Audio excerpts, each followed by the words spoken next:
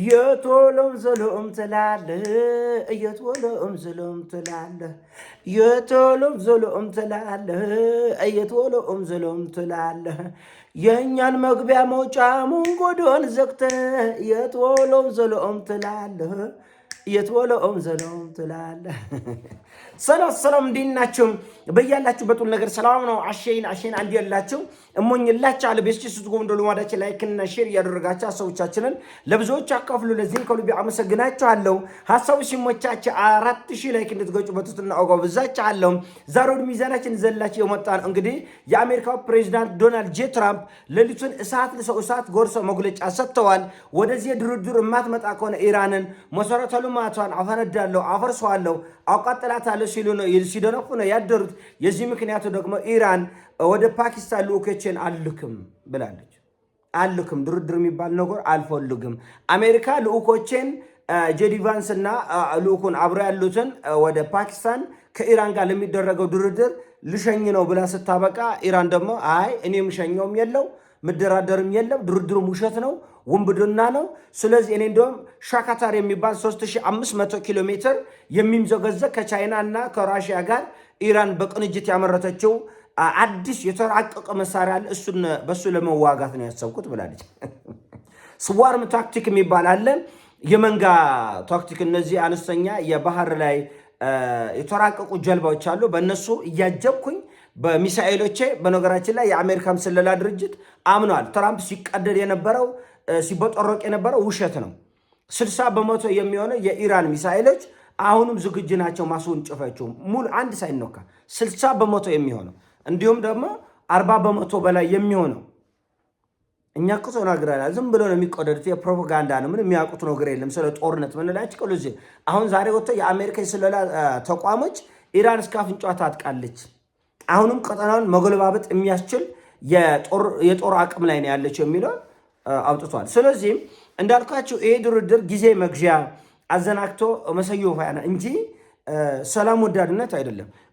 ይቅርታ ተመልካች፣ ዛሬ ጉንፋን ይዞኛል መሰልና ሰላም ወደው ማያውቁ የአንደኛው ዓለም ጦርነት፣ ሁለተኛ ዓለም ጦርነት፣ ቀዝቃዛው ጦርነት፣ ቀጥሎ ያለው የቀኝ ግዛት የእጅ አዙር ጦርነት፣ በጣም ብዙ ውስብስብ ችግሮች ያሉበት ዓለም ስለሆነ ድርድር አያውቁትም። አሁን ድርድር የሚባለው ነገር አያውቁትም። ምንድነው ድርድር የሚለውን ራሱ አያውቁትም። እና ኢራንን በድርድር ሰበብ እንዳልኳችሁ ትንፋሽ አጥሯቸው ነበር። ትንሽ ውሃና አየር ፍለጋ ትንፋሽ ፍለጋ ነው ይህ ጦርነት በተኩስ አቁም። መጀመሪያ ታስታውሱ እንደሆነ አሜሪካ የ45 ቀን የጠየቀችው 45 ቀን 2-3 ጠይቃለች። ኢራን እምቢ ብላ ነው የተኩስ አቁሙን እንደምንም ብለው አሳምነው 15 ቀን መሳሪያ ለማደራጀት ለመከላከል። ይህም አያድናቸው እድሜ ልክ ተዘጋጅተው ያላዳናቸው ዝግጅት ዛሬ በዚች 15 ቀን ተፍተፍ ብለው የሚፈጥሩት ለውጥ የለም። አደገኛ ጦርነት ከፊታችን፣ አውዳሚ በጣም አውዳሚ የሆነ ጦርነት ከፊት ለፊታችን አለ። ኢራኖቹ በደንብ ተዘጋጅተናል። ቻይና እስከ መጨረሻው ነው ትናንትና በግልጽ ወጣ። እስከ መጨረሻው የኢራንን የሚሳኤልና የድሮን ትጥቅና ስንቅ የሚያስፈልገውን ሁሉ አብሬ አለሁ አግዛለሁ። ትራምፕ ባለፈ ምን አለ? በምንም ላታግዝ ቃል ገብታለች ሲል ይሄ ቀዳዳ አላልኳችሁ? ሬካ እያቻለን ምንም ይፈጥሩት ነገር የለም። ኢራኖቹ በደንብ ከመጋረጃው በስተጀርባ በደንብ ከቻይናና ከራሽያ ጋር እየሰሩ እንደሆነ ለዚህም ጦርነት እየተዘጋጁበት እንደሆነ ነግሬያችኋለሁ። እና አሁን በትናንትናው ዕለት የተደረገው የአሜሪካ ጥቃት ትራምፕ ነው በነገራችን ላይ በግልጽ አደባባይ ላይ ወጥቶ የኢራንን የጦር መርከብ ሞተሩን አፈነዳሁት አለ። አሁን ኳሱ ወደ አሜሪካ ይሄዳለች። ዓለም ነው አሁን ዓለም ማን ላይ እንደሚጮህ እናንተ ፍረዱ። ኢራን በዚህ ተኩስ አቁም ውስጥ ብዙ የሚያበሳጭ የሚያስቆጣ ነገር ቢኖርም ጸጥ ብላ የራሷን ስራ ትሰራ ነበር። ለምን? የፕሮፓጋንዳው ሽንፈት እንዳይመጣ ነው። ይሄ ጦርነት የፈለጉ አሜሪካኖች ናቸው። የጦር መርከብን አፈንድተዋል። ተኩስ አቁሙ ተጥሷል። ስለዚህ እኔ ጥቃቴን ጀምራለሁ። አሁን ዛሬ ጀምሮ ጥቃት ይጀምራል።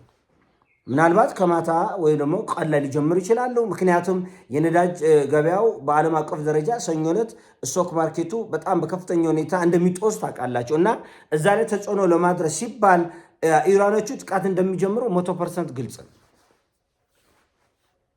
ትልቁ ነገር የዓለምን ገበያ ማዛባት ነው እና ይሄ ጦርነት አይቆምም። እነሱ በእቅድ ነው የጀመሩት። ዝም ብሎ ትራምፕ እብድ ስለሆነ ብቻ አይደለም።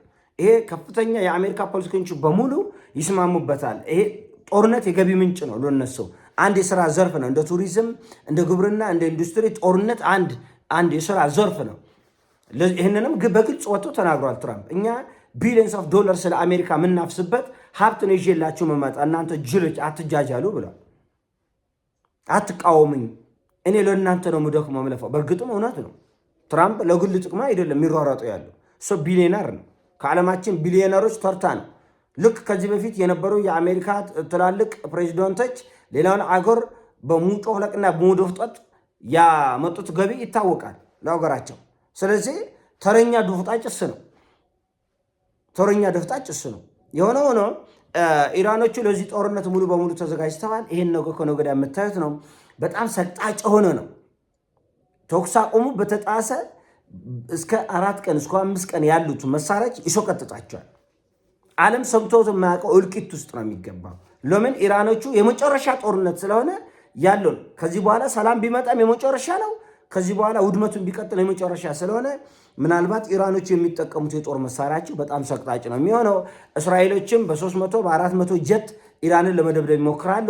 ምናልባት ከዚህ በፊት ተጠቅመው የማያውቋቸው መሳሪያዎች ካሉ ያንን ለመጠቀም ይሞክራሉ። አሜሪካኖቹም እንደዚሁ they don't care ስለ ዓለም ሰላም they don't care። 1 ሚሊዮን የአውሮፓ ዜጎች እስራኤል ላይ ማዕቀብ እንዲጣል ፊርማ አሰባስበው ለአውሮፓ ህብረት አስገብተዋል። 1 ሚሊዮን። ምን ይሄ ቀጠና በጣም በከፍተኛ ሁኔታ እየታመሰ ነው ያለው። ሊመለስ ወደማይችልበት አዘቅቶ እየሄደ ነው ያለው። ሊመለስ ወደማይችልበት። ስለዚህ ጉልብጥብጥ ከወጣ በኋላ ኢኮኖሚ ኮላፕስ ካረገ በኋላ እየየው ምንም እንደማይጠቅም ያውቃሉ ዜጎች። ፖለቲከኞቹ ተደንከር ምንም አይመስላቸው። ለምን? ባህላቸው ነው ይሄ እንዶፍጥጣው እንጮፍልቃ ባህል ለዘላለም የመጡበት ስለሆነ አሁን በቀላሉ የሚስተካከለ ድርድር የሚባል ነገር ጅልነት ነው። ጅልነት ነው። ይሄ የዓለም ፖለቲካ አንዱ የጦር መሳሪያ ነው እና ኢራን ዝግጁ ነኝ ጥንቅቅ ብያለሁ። እንደውም ለህዝቡ የሞራል ድጋፍና እገዛ እንዲሆን ሞተዋል፣ ፊታቸው ፈርሷል ሲባል የነበረው ሙጀተብ ሐሚኒ ተጎድተዋል ሲባል የነበረው አንዴ ሞተዋል ይላሉ፣ አንዴ ፊታቸው ከጥቅም ውጭ ሆናል ይላሉ፣ አንዴ አካላቸው ተበታትናል ይላሉ። በትናንትናው ዕለት ተከስተዋል እና እንደ አውሮፓና እንደ አሜሪካውያን ሀሳብ ከሆነ የኢራን መሪዎች ይሞታሉ፣ ይነሳሉ፣ ይሞታሉ፣ ኢሞርታል ናቸው። ምንድነው ለዚህ የማይሞቱ ፍጥረቶች ናቸው እና ለምን ሞቱ ይላሉ? ተነሱ፣ ሞቱ መጡ ይላሉ። ስለዚህ ሙጀተብ ሐሚኒ ድጋሚ ተከስተዋል። ይህ ጦርነት በጣም ወደ አደገኛው ደረጃ ላይ ደርሷል። የአሁኑ ደግሞ አደገኛና ሰቅጣጭ ጉዳቶች የሚደርሱበት ነው። እንዳልኳቸው እስራኤልም ሆነ አሜሪካ ከዚህ ግርግር ከዚህ ጦርነት እፍር ብለው ነው የወጡት። ዓለም በሙሉ መሳቂያ መሳለቂያ አድርጓቸዋል። ይህንን መዋጥ አከበዳቸው። መዋጥ በቃ ዓለም ነው የናቃቸው። በቃ እነዚህ በጦርነት ሱስ የተለከፉ ናቸው የሚለውን ዓለም እየተረዳ ነው የመጣ። ተኩስ አቁም ላይ የሰው ሀገር ሄደ መደብደብ፣ ሊባኖስ ላይ የወረደው እሳት መላ አውሮፓ ያስደነገጠ። ለምን? አውሮፓውን ስለ ገንዘቡ ነው የተጨነቀው፣ ስለ ኢኮኖሚ ነው። ትንሽ ተረጓግታል ሲባል ለምንድን ነው እንደዚህ ያለ ቀውስ የምታነሱት? አሜሪካ ያለ ጦርነት ኖራ አታውቅም። 90% የሚሆን እድሜዋ በጦርነት ነው የገፋች። በጦርነት በሁለተኛ ዓለም ጦርነት እኮ የአሜሪካን እንትን እኮ አጠቃላይ ከኢኮኖሚ ምርትስ ጦርነት ግማሽን ይዞላት ነበረ። ጦር መሳሪያ ሽያጭ ግማሽ ለ7 ሚሊዮን አሜሪካዊ በሁለተኛ ዓለም ጦርነት ለ7 ሚሊዮን የሚሆን አሜሪካዊ የስራ ዕድል የፈጠረው ቀልድ በዝላች ያለ እነሱ ቃቃጫታ እና ለነሱ የስራ የገቢ ምንጭ ነው። የክብርና የልዕልናቸው ምክንያት ይመስላቸዋል። ዓለምን አንቆጥቅጦ 800 የጦር ካምፕ እኮ ነው ያለው በመላ 800 ማንም የለው እና እንደዚህ በዚህ መልኩ ነው እንግዲህ ዓለምን ከፊት ሆነን እንመራታለን። እኛ የሰላም ምንጭ ነን፣ እኛ የእድገት ምንጭ ነን፣ እኛን ስሙን፣ እኛን አክብሩን፣ እኛን አድንቁን፣ እኛን አፍቅረን። እንደዛ አይሰራም። እና ጦርነቱ ወደ አዲስ ምዕራፍ እየተሸጋገረ ነው። የዓለም ኢኮኖሚ የነዳጅ ኢኮኖሚ ላይ ምን ያክል መናጋት እንደሚፈጠር አብረን የምናየው ይሆናል። ይህን ሀሳብ ሲሞቻችን ላይክ አድርጉ፣ ሼር አድርጎ ወዳቻለሁ። ፒስ